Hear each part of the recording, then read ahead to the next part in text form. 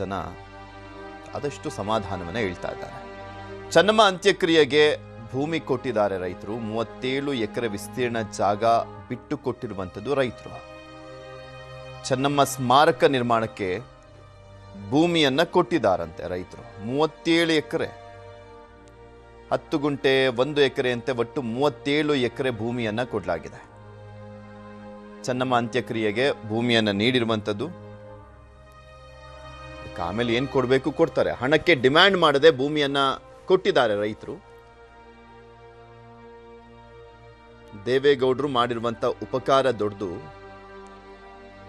ಅದ್ರ ಮುಂದೆ ಇದೇನು ಅಲ್ಲ ಅಂತ ಹೇಳ್ತಾ ಇದ್ದಾರೆ ರೈತರು. ಚೆನ್ನಮ್ಮ ಅಂತ್ಯಕ್ರಿಯೆ ಹಾಗೂ ಸ್ಮಾರಕಕ್ಕಾಗಿ ಜಮೀನು ಬಿಟ್ಟು ಕೊಟ್ಟಿರುವಂತ ರೈತರನ್ನ ನಮ್ಮ ಪ್ರತಿನಿಧಿ ಆನಂದ್ ಮಾತನಾಡಿಸಿದ್ದಾರೆ. ಏನ್ ಹೇಳಿದ್ದಾರೆ ಕೇಳೋಣ. ಮಾಜಿ ಪ್ರಧಾನಿ ಎಚ್.ಡಿ. ದೇವೇಗೌಡ ಅವರ ಪತ್ನಿ ಚೆನ್ನಮ್ಮ ಅವರು ನಿಧನ ಹೊಂದಿರುವಂಥದ್ದು. ಇನ್ನು ಅವರ ಅಂತ್ಯಕ್ರಿಯೆಯನ್ನು ಸದ್ಯ ಇಲ್ಲಿ ಏನು ರಂಗನಾಥ ಸ್ವಾಮಿಯ ಬೆಟ್ಟದ ತಪ್ಪಲಿನಲ್ಲಿ ಮಾಡ್ತಾ ಇರುವಂಥದ್ದು. ಇನ್ನು ಅಂತ್ಯಕ್ರಿಯೆ ಜಾಗಕ್ಕೆ ಖುದ್ದು ತಮ್ಮ ಜಮೀನನ್ನು ಒಂದಷ್ಟು ಮಂದಿ ರೈತರು ಬಿಟ್ಟು ಕೊಟ್ಟಿರುವಂಥದ್ದು. ಈ ಬಗ್ಗೆ ಮಾತನಾಡಲಿಕ್ಕೆ ರೈತರ ನನ್ನ ಜೊತೆ ಇದ್ದಾರೆ, ನಾನು ಅವ್ರನ್ನ ಮಾತಾಡ್ತೀನಿ. ಸರ್, ಮೊದಲು ತಮ್ಮನ್ನು ಯಾರು ಜಮೀನನ್ನ ಈ ಥರ ಮಾಡ್ತಿದ್ದೀವಿ ಕೊಡಿ ಅಂತ ಕೇಳಿದವ್ರು ಯಾರು ಸರ್? ಇದು ಫಸ್ಟು ಸುಮಾರು ಒಂದು 3-4 ತಿಂಗಳಿಂದ ದೇವೇಗೌಡರು ಒಂದು ಟೈಮ್ಸ್ ಅದೇ ಸ್ಮಾರಕ ಮಾಡುವ ಉದ್ದೇಶದಿಂದ ಕೇಳ್ತಿದ್ರು. ಅದು ಯಾರು ಸಹ ಗೊತ್ತಿರಲಿಲ್ಲ ಈ ಥರ ಮಾಡ್ತಾರೆ ಅಂತ. ಕೊನೆಗೆ ಅಂತ್ಯದ ಲಾಸ್ಟಲ್ಲಿ ಅಂದರೆ ಅವರು ತೀರಿಕೊಂಡ ನಂತರದಲ್ಲಿ ಇದ್ದಕ್ಕಿದ್ದ ಹಾಗೆ ಅವರು ಮಾಡ್ತೀವಿ ಅಂತ ಹೊರಟಾಗ ನಾವು ಮನಸ್ಸು ಮಾಡ್ತೀವಿ ಅಂತ ರೈತರು ಸಹ ಒಂದು ರೀತಿ ಕೊಟ್ಟಿದ್ದಾರೆ. ಅದು ಕೊಟ್ಟಿದ್ರು ಸಹ ಅದು ಅವರು ಉಳಿಸ್ಕೊತಾರೆ. ರೈತರ ಬಗ್ಗೆ ಪರಿಸ್ಥಿತಿ ಎಲ್ಲರಿಗೂ ಗೊತ್ತಿದೆ, ಯಾರೇನು ದೊಡ್ಡ ಶ್ರೀಮಂತರೇನಲ್ಲ. ರೈತರು ನೀಡಿದರೆ ಏನೋ ಒಂದು ಆಸಲಿ ಗೌಡರು ನಮ್ಗೆ ಒಳ್ಳೇದು ಮಾಡ್ತಾರೆ ಅನ್ನೋ ಆಸಲಿ ಅದು ಅವ್ರು ಮಾಡ್ತಾರೋ ಆ ಭಗವಂತ ಅವರಿಗೆ ಬಿಟ್ಟಿದ್ದು. ಅದರಿಂದ ನಮಗೆಲ್ಲ ಖುಷಿ ಆಗುತ್ತೆ. ಇಲ್ಲಿ ಅವರ ಪಾರ್ಥಿವ ಶರೀರ ತಂದು ಇಲ್ಲಿ ಅಂತ್ಯಕ್ರಿಯೆ ನೆರವೇರಿಸ್ತಿರೋದ್ರಿಂದ ಇಲ್ಲಿ ಎಲ್ಲ ಸುತ್ತಮುತ್ತಲರು ಇವತ್ತು ನೋಡಬೇಕು ಅನ್ನೋ ಆಸೆಯಿಂದಲೇ ಬಂದಿದ್ದಾರೆ. ಇಲ್ಲಿ ಎಂದೆಂದೂ ಬರದಂತರೂ ಇವತ್ತು ಬಂದಿದ್ದಾರೆ. ನೋಡಬೇಕು ದೇವೇಗೌಡರನ್ನ ಯಾವ ಥರ ಇಲ್ಲಿ ಇದು ಮಾಡ್ತಾರೆ, ಮುಂದಾದರೂ ಯಾವ ಥರ ಮಾಡ್ತಾರೆ, ಇವತ್ತು ಈ ಥರ ಮಾಡ್ತಿದ್ದಾರೆ ಅಂತ ಖುಷಿಪಟ್ಟು ಬಂದಿದ್ದಾರೆ. ನಾನು ಸಹ ಜಮೀನು ಕೊಟ್ಟಿದ್ದೀನಿ. ನಮಗೇನು ಅದರಿಂದ ತಾವು ಎಷ್ಟು ಜಮೀನನ್ನು ತಾವು ಕೊಟ್ಟಿದ್ದೀರಿ? ನಮ್ಮದು ಒಂದು 26 ಗುಂಟೆ ಜಮೀನು ನಾವು ಕೊಟ್ಟಿದ್ದೀವಿ ಸರ್. ಕೊಟ್ಟಿದ್ದೀವಿ. ನಮ್ಗೆ ಸಾಕು, ನಮ್ಗೆ ಅತಿ ಆಸೆ ಬಡ ಭಗವಂತ ಕೊಟ್ಟಿದ್ರೆ ನಮಗೆ ಸಾಕು. ಇದ್ರೆ ಜನ ಅವರು ಮಾಡ್ತಿದ್ರು, ಯಾರಾದರೂ ಕೇಳಿರ್ತಾರೆ ಆಯ್ತು ಕೊಡ್ತೀವಿ ಬಿಡಿ ಅಂತ ನಾವು ಹೇಳಿದ್ದೀವಿ. ಸುಮಾರು ಎಷ್ಟು ಜನ ರೈತರು ಕೊಟ್ಟಿದ್ದೀರಿ? ಸುಮಾರು ಸರ್, ಒಂದು ಹೇಳೋಕ್ಕಾಗಲ್ಲ. ಈಗ ನಮಗಂತೂ ಹೇಳೋಕ್ಕಾಗಲ್ಲ. ಈಗ ಕ್ಯಾಪ್ಟನ್ ಅಷ್ಟು ಇರ್ಬೋದು, ಹಳೆ ಕೊಡೋದಿರ್ಬೋದು. ಒಂದು ರೀತಿ ಅವ್ರ ಹೆಸರು ಎಂದು ಅಂದ್ರೆ ನಮಗೆ ಗೊತ್ತಿರಕ್ಕಿಲ್ಲ. ಜಮೀನು ಅವ್ರದ್ದಾಗಿರ್ಬೋದು, ಇಂಥದ್ದ ಜಮೀನು ಅಂತ ಹೇಳೋಕ್ಕಾಗಲ್ಲ. ಈಗ ನಂದಿದೆ, ನಂದು ಗ್ಯಾರಂಟಿ ಹೇಳ್ಬೋದು.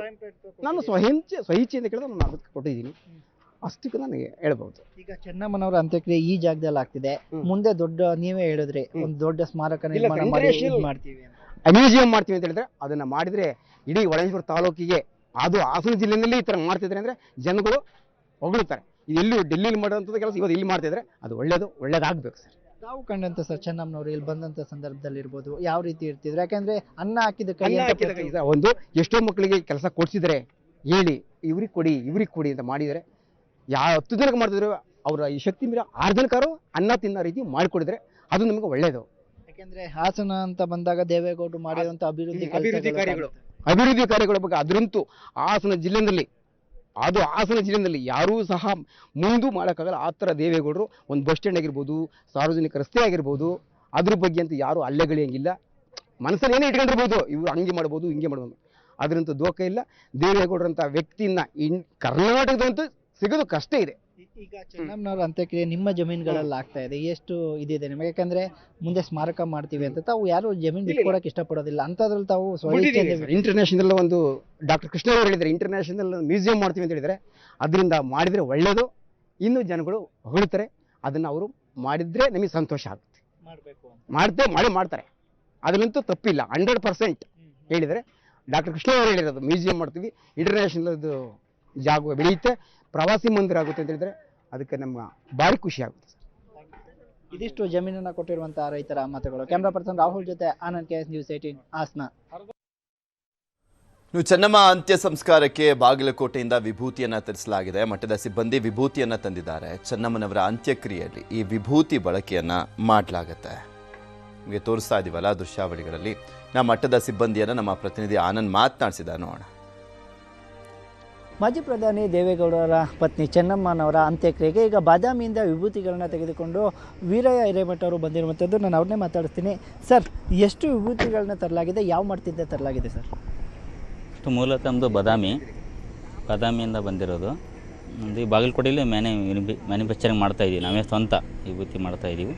ಸುಮಾರು 3ನೇ ತಲೆಮಾರು ವಿಭೂತಿ ಮಾಡ್ಕೊಂಡು ಬರ್ತಾ ಇರೋದು. ಹಂಗೆ ಪರಂಪರೆ ಕಾಯ್ಕೆಯಿಂದ ಒಂದು 500 ಆಕಳ ಇದೆ. ಅದೇ ಸಗಣಿ ತೊಗೊಂಡು ವಿಭೂತಿ ತೊಗೊಂಡು ಕಾಯ್ಕೆ ಮಾಡಿ ನಮ್ಮ ಮಠಗಳೆಲ್ಲ ಕೊಡ್ತೀವಿ. ಆಲ್ ಓವರ್ ಮಠಗಳೆಲ್ಲ ಆಲ್ ಇಂಡಿಯಾ ಕರ್ನಾಟಕ ಮಠಗಳೆಲ್ಲ ಕೊಡ್ತೀವಿ. ಇನ್ನು ಗಣ್ಯ ವ್ಯಕ್ತಿಗಳು ಅಂತ್ಯಕ್ರಿಯೆಗೆ ಕ್ರಿಯಾ ಸಮಾಧಿಗೆ ಕ್ರಿಯಾ ವಿಭೂತಿ ಬೇಕಂತೇಳಿ ತಂದಿರೋದು. ಒಂದು ಮಠದಿಂದ ಒಂದು ಆಲಚಂಚಿನ ಶಾಖಾ ಮಠ ಇದೆ ಒಂದಲ್ಲಿ, ಅವ್ರ ಮುಖಾಂತರ ತಂದಿದ್ವಿ. 5,000 ತಂದಿದ್ವಿ. ಅದು ಕ್ರಿಯಾ ವಿಭೂತಿ ಅಂದರೆ ಸ್ವಾಮೀಜಿಯವರು ಲಿಂಗ ಪೂಜೆ ಮಾಡ್ಕೋಬೇಕಾದ್ರೆ ಬಳಸುವ ವಿಭೂತಿನೇ ಕ್ರಿಯಾ ವಿಭೂತಿ ಅಂತಾರೆ. ಸಾದಾ ವಿಭೂತಿ ಅಂತ ಬೆಳಗ್ಗೆ ಮಧ್ಯಾಹ್ನ ಸಾಯಂಕಾಲ ಹಚ್ಕೋಬೋದು. ಅದರ 2 ಥರ ವಿಧಾನ ಇದೆ ಈ ವಿಧಿಯಲ್ಲಿ. ಅಂತ್ಯಕ್ರಿಯೆಗೆ ಹಾಕೋದು ಬೇರೆ, ನಾವು ಮಾಮೂಲಿ ಹಚ್ಚೋದು ವಿಭೂತಿನೇ ಬೇರೆ. ಅದಕ್ಕೆ ತಂದಿರೋದಲ್ಲ 5,000 ಕ್ರಿಯಾ ಭಸ್ಮನೇ ಇರೋದು. ರಾತ್ರಿ ಹೊರತು ಈಗ ಬೆಳಗ್ಗೆ ಬಂದಿರೋದು. ಸುಮಾರು 500 ಕಿಲೋಮೀಟರ್ ಆಗುತ್ತೆ ಅಲ್ಲಿಂದ. ಹೌದು, ಅಂತ್ಯಕ್ರಿಯೆ ಬಳಸ್ತಾರೆ. Thank you sir. ಇದಿಷ್ಟು ವೀರಯ್ಯ ಹಿರೇಮಠ ಅವರ ಮಾತುಗಳು. ಅಂದರೆ ಸುಮಾರು 5,000 ವಿಭೂತಿಗಳನ್ನ ಬಾದಾಮಿಯಿಂದ ತೊಗೊಬಂದಿದ್ದೇವೆ. ಆದಿಚುಂಚನಗಿರಿ ಶಾಖಾ ಮಠದಿಂದ ನಮಗೆ ಕರೆ ಬಂದಿತ್ತು. ಹಾಗಾಗಿ ಅಂತ್ಯಕ್ರಿಯೆಗೆ ಕ್ರಿಯಾ ವಿಭೂತಿಯನ್ನು ತೆಗೆದುಕೊಂಡು ಬಂದಿದ್ದೇವೆ ಅನ್ನುವಂಥದ್ದು. ಕ್ಯಾಮ್ರಾ ಪರ್ಸನ್ ರಾಹುಲ್ ಜೊತೆ ಆನಂದ್ KS, ನ್ಯೂಸ್ 18 ಹಾಸನ. ನಾನು ಕೆಲವೇ ಕ್ಷಣಗಳಲ್ಲಿ ಅಂತಿಮ ಯಾತ್ರೆ ಆರಂಭ ಆಗುತ್ತೆ. ಅದ್ರ ಬಗ್ಗೆ ಇನ್ನಷ್ಟು ಮಾಹಿತಿಯನ್ನು ಕೊಡ್ತಾ ಹೋಗ್ತೀವಿ. ಆದರೆ ಅದಕ್ಕೂ ಮುಂಚೆ ಒಂದು ಸ್ಮಾಲ್ ಬ್ರೇಕ್.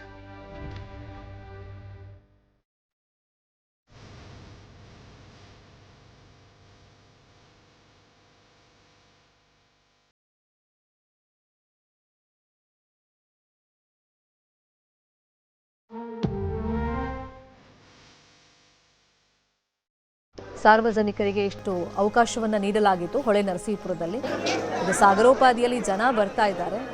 ಹೆಚ್ಚು ಅವಕಾಶವನ್ನು ಅಲ್ಲಿ ಮಾಡ್ಕೊಡೋಕ್ಕೆ ಸಾಧ್ಯ ಆಗ್ತಾ ಇಲ್ಲ. ಯಾಕಂದರೆ ಅಂತಿಮ ವಿಧಿವಿಧಾನಗಳು 4 ಕಾಲು ಒಳಗೆ ಮುಗಿಸ್ಬಿಡ್ಬೇಕು. ಇನ್ನೊಂದು ಕಡೆ ಅಂತಿಮ ಪಯಣಕ್ಕೋಸ್ಕರ ಆ ಹೂವಿನ ಅಲಂಕಾರಗೊಂಡಿರುವಂಥ ಪಲ್ಲಕ್ಕಿಯನ್ನು ಗಮನಿಸ್ತಾ ಇದ್ದೀವಿ. ಹರದನಹಳ್ಳಿಗೆ ಈ ಅಂತಿಮ ಯಾತ್ರೆಯ ಮುಖೇನ ಪಾರ್ಥಿವ ಶರೀರವನ್ನು ಕೊಂಡೊಯ್ಯಲಾಗುತ್ತೆ. ಇಟ್ ಪ್ರೆಸೆಂಟ್ ಹೊಳೆ ನರಸೀಪುರದ HD ರೇವಣ್ಣ ಅವರ ನಿವಾಸದ ಮುಂಭಾಗದಲ್ಲಿ ಚೆನ್ನಮ್ಮ ಅವರ ಪಾರ್ಥಿವ ಶರೀರ ಇದೆ. ಇನ್ನೂ ಸಾಕಷ್ಟು ಸಂಖ್ಯೆಯಲ್ಲಿ ಜನ ಬರ್ತಾ ಇದ್ದಾರೆ. ಹಾಗಾಗಿ ಅಲ್ಲಿ ಅವಕಾಶ ಮಾಡಿಕೊಟ್ರೆ 4 ಕಾಲೊಳಗೆ ಅಂತ್ಯಕ್ರಿಯೆ ಮುಗಿಸೋದು ಕಷ್ಟ ಆಗುತ್ತೆ, ಮತ್ತೆ ಡಿಲೇ ಆಗ್ತಾ ಹೋಗುತ್ತೆ. ವಾಸ್ತು ಪ್ರಕಾರ ಒಂದಿಷ್ಟು ಮುಹೂರ್ತಗಳನ್ನು ನೋಡಿನೇ ಅಂತಿಮ ವಿಧಿವಿಧಾನ ನೆರವೇರಿಸೋದಕ್ಕೆ ಕುಟುಂಬಸ್ಥರು ಸಿದ್ಧತೆಗಳನ್ನು ಮಾಡ್ಕೊಂಡಿರೋದು. ಇಲ್ಲಿ ಡಿಲೇ ಮಾಡ್ತಾ ಹೋದರೆ ಅಲ್ಲೂ ಡಿಲೇ ಆಗುತ್ತೆ ಅನ್ನೋ ಕಾರಣಕ್ಕೆ ಈಗ ಪೊಲೀಸರು ಕೂಡ ಅಲ್ಲಿ ಅಂತಿಮ ನಮನ ಸಲ್ಲಿಸೋಕ್ಕೆ ಈಗ ಬಂದಿರೋರನ್ನ ವಾಪಸ್ ಕಳಿಸ್ತಾ ಇದ್ದಾರೆ. ಬೆಳಿಗ್ಗೆ ಬಂದವ್ರಿಗೆ ಸರತಿ ಸಾಲಲ್ಲಿ ಅವಕಾಶವನ್ನು ಮಾಡಿಕೊಟ್ಟಿದ್ರು. ಈಗ ಬಂದವ್ರಿಗೆ ಅಲ್ಲಿ ವಾಪಸ್ ಕಳಿಸ್ತಾ ಇದ್ದಾರೆ. ಇನ್ನೊಂದು ಕಡೆ ಅಂತಿಮ ಸಂಸ್ಕಾರ ನಡೆಯುವಂಥ ಜಾಗ ಇದೆಯಲ್ಲ, ಅಲ್ಲಿ ಎಲ್ಲ ರೀತಿಯ ಸಿದ್ಧತೆಗಳಾಗಿದೆ. ಒಂದು ವಾಸ್ತು ಪ್ರಕಾರವಾಗಿ ಮತ್ತು ಒಕ್ಕಲಿಗ ಸಂಪ್ರದಾಯದಂತೆ ಅಂತಿಮ ವಿಧಿವಿಧಾನವನ್ನು ನೆರವೇರಿಸೋದಕ್ಕೆ ಎಲ್ಲ ತಯಾರಿಗಳು ಆಗಿದೆ.